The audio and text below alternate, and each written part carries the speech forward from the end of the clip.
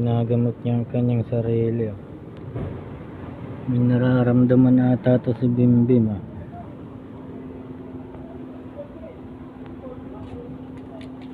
Ginagamot mo sarili mo. Ah. Maton, kumakain ng damo. Siguro may nararamdaman to.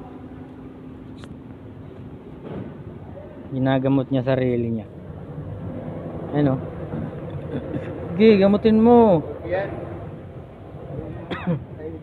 Ano? Oh. Diwa.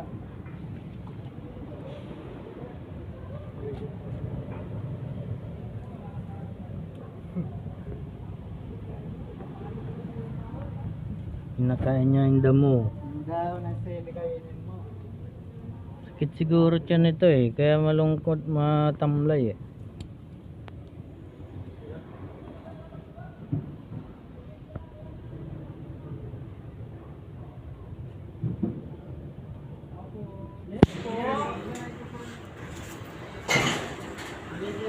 Ay, wala po. Wala po.